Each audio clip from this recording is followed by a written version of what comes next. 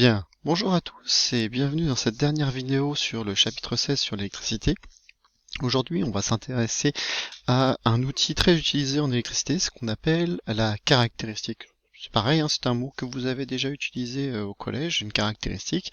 Alors, c'est pas très compliqué, hein. Ce qu'on appelle caractéristique en électricité, eh bien, c'est tout simplement un graphique. Donc, c'est un graphique. Donc, on va pouvoir noter donc la caractéristique qu'on va appeler tension courant d'un dipôle et la représentation graphique de l'évolution de la tension U en fonction de l'intensité du courant électrique. Alors, donc qu'est-ce que c'est que ce graphique? Eh bien, on vous le dit, hein, c'est la tension en fonction de l'intensité. Alors, ce que je fais sur la droite, là, vous ne le faites pas. Donc, c'est mon brouillon.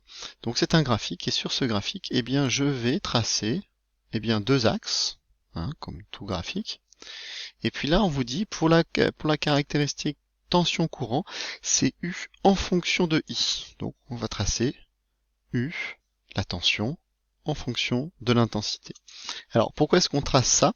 Pas parce que justement ce graphique est caractéristique, ça veut dire que ça va permettre de déterminer le type de composant que l'on a. Alors si c'est un résistor, si c'est un générateur, si c'est une lampe, si c'est un moteur, eh bien on aura des caractéristiques, c'est-à-dire des graphiques qui seront différents et caractéristiques justement de celui dont on veut étudier. Alors, donc cette équation ici, pendant cette courbe qu'on va tracer va avoir une équation, et vous savez qu'en mathématiques, eh bien tout ce qui est sur l'axe des ordonnées, c'est-à-dire ici, eh bien on va le noter U. Par contre, ce qui est en fonction, ça va se noter F entre parenthèses, et puis ce que l'on met en abscisse, c'est-à-dire I ici. Donc U égale F de I. D'accord? Donc ça veut bien dire que on va représenter la tension en fonction de l'intensité. C'est-à-dire que ça c'est en ordonnée, ça c'est en abscisse. On peut tracer un autre graphique qui va être caractéristique, c'est l'inverse en fait. C'est si j'inverse le U et le I. Si je mets le I en ordonnée et le U en abscisse, et bien dans ce cas-là, ça va s'appeler caractéristique courant tension. Hein, donc vous voyez, les deux mots sont inversés ici, donc c'est quasiment la même chose. Donc cette fois-ci, c'est la représentation graphique de l'évolution de l'intensité du courant en fonction de U, donc de la courbe d'équation. Alors dans ce cas, ça va être inversé. Ça va être I égale F de U. Alors cette deuxième partie-là est beaucoup moins utilisée que celle-ci. Généralement, on fait toujours U en fonction de I. Bon, celle-ci, on peut l'utiliser, mais c'est assez rare. Bien. Alors, comment est-ce qu'on fait pour la tracer, cette caractéristique? Eh bien, il faut tout simplement que je mesure la tension en fonction de l'intensité. Alors, pour tracer un graphique, il nous faut plusieurs points. Donc, et pour ça, eh bien, il va falloir tracer un tableau de mesure et puis faire un circuit électrique pour pouvoir, mesurer cette tension. Alors, je veux mesurer la tension. Donc déjà, premièrement, dans mon circuit électrique, il va me falloir un générateur. Hein, tout ce que je fais à droite, ça vous n'êtes pas obligé de le faire, ça sera dans le cours. Donc le générateur ici, plus, moins, ça c'est mon générateur de tension. Et puis imaginons que je veuille mesurer la caractéristique du résistor, il faut aussi un résistor. Donc je peux faire mon circuit électrique ici, avec mon résistor à cet endroit-là. Voilà, tac. Et donc voilà. Maintenant, il faut que je mesure la tension, il faut que je mesure l'intensité. Pour mesurer la tension, il faut un appareil qui s'appelle le voltmètre. Donc le voltmètre, je vais le brancher en dérivation aux bornes de mon résistor. Voltmètre. Voilà. Et puis ici, il me faut aussi un appareil qui mesure l'intensité. L'appareil qui mesure l'intensité, c'est un ampèremètre. Alors l'ampèremètre se branche en série, donc faut que je le mette en série avec mon résistor, je peux le mettre là ou là, peu importe, puisque l'intensité sera la même à l'intérieur de cette branche ici. Donc je vais être obligé par contre d'ouvrir mon circuit. Donc, je vais faire un petit gommage. Et puis voilà, je vais mesurer mon intensité ici.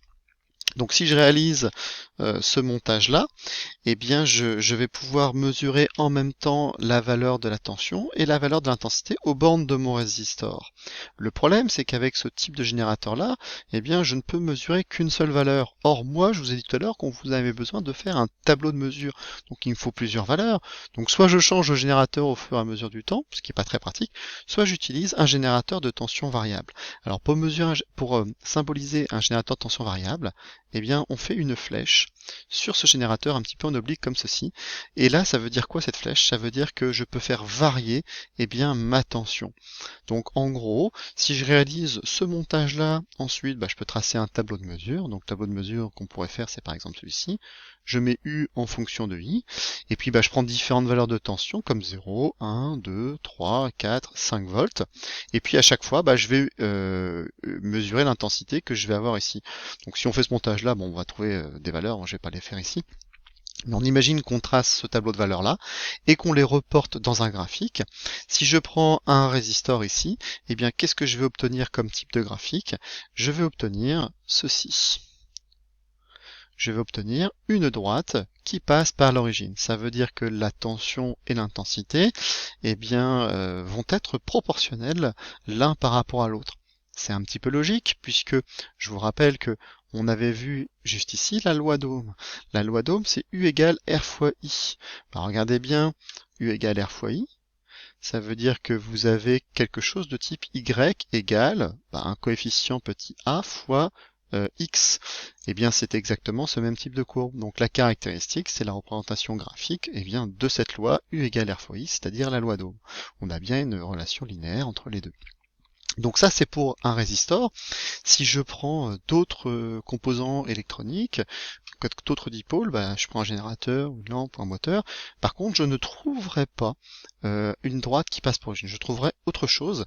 Et pour chaque dipôle, on aura une représentation graphique particulière, caractéristique, justement, de ce dipôle-là.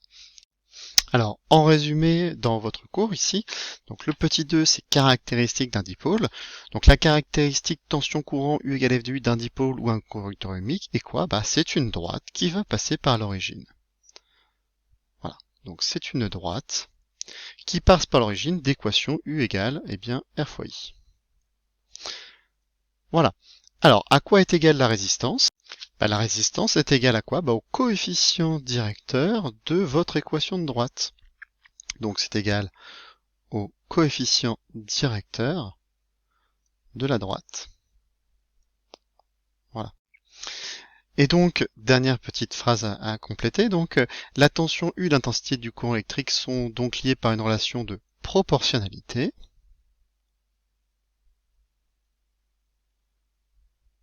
Régie par la loi d'Ohm. Alors en dessous, je vous donne un exemple. Alors, je vais zoomer un peu. Voilà.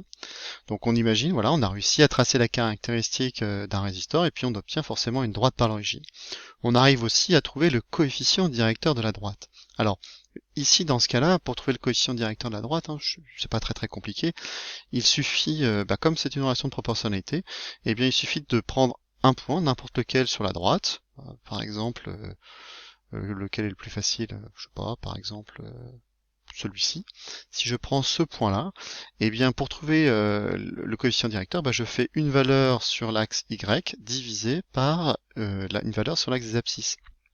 Puisque, ça vous le notez pas non plus, si vous avez Y égale AX, c'est-à-dire votre coefficient directeur ici, si je veux le A, je peux trouver que c'est Y divisé par X. Ça veut dire que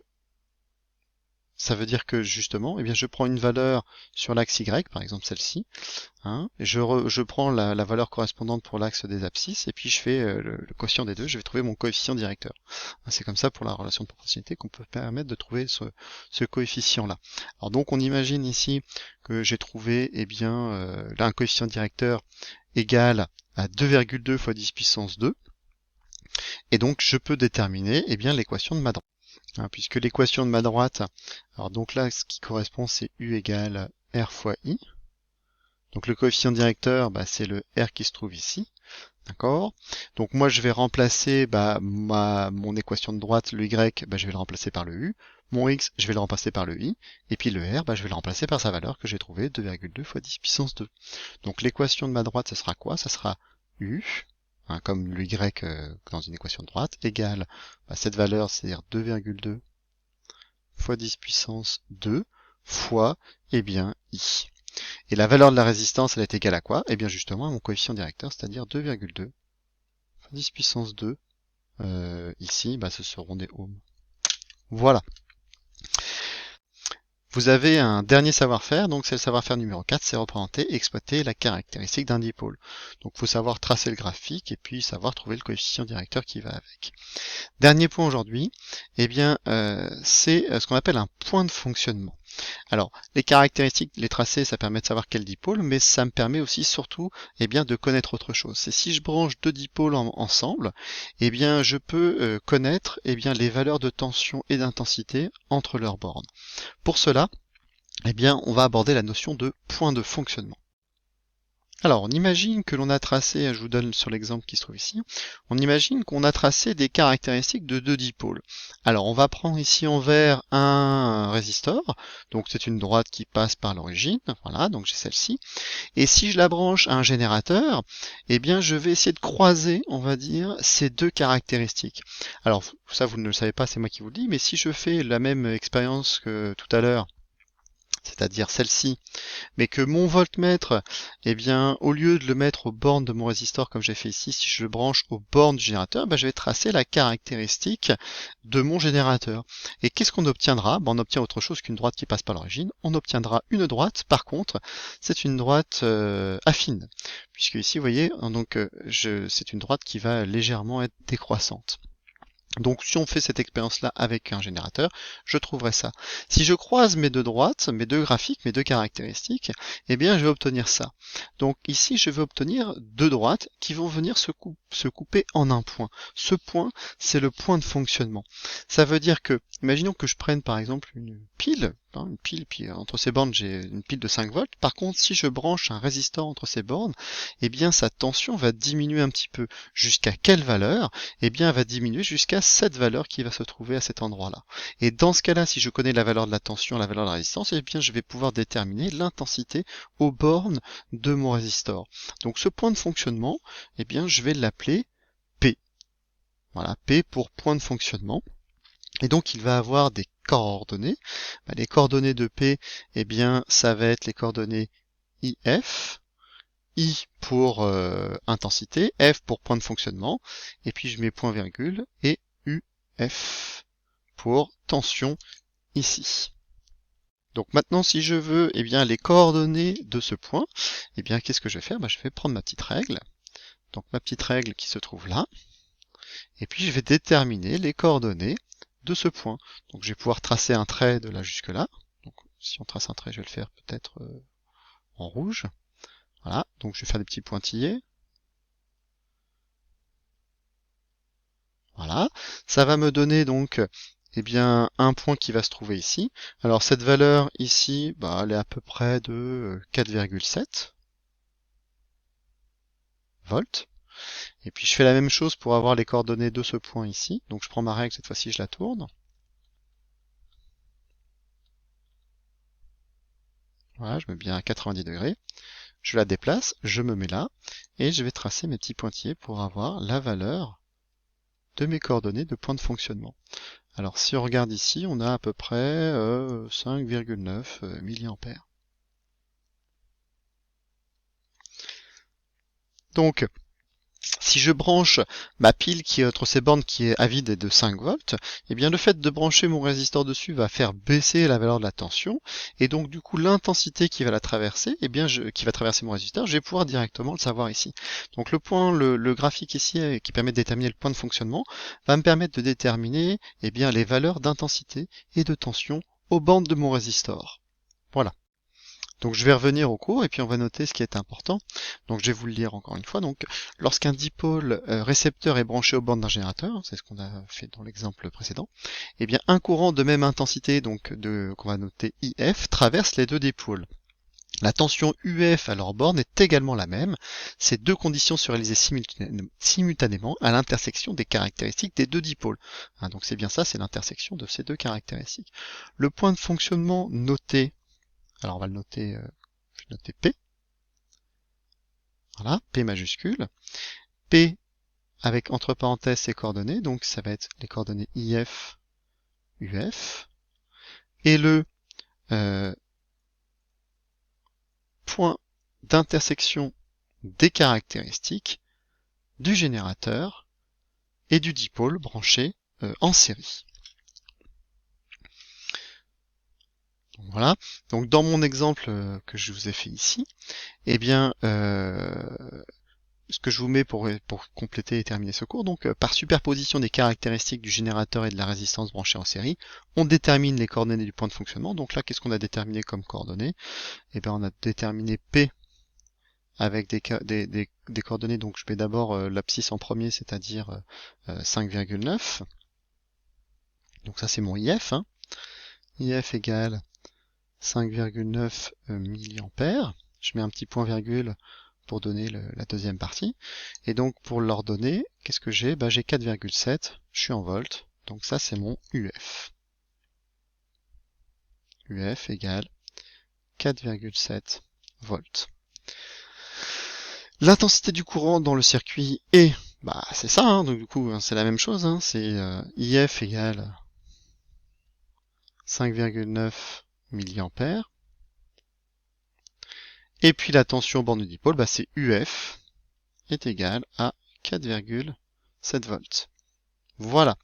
J'en ai terminé pour ce cours sur l'électricité. Donc vous allez avoir des fiches et des exercices à faire sur toute cette partie-là. Bien. Au revoir et bonne journée.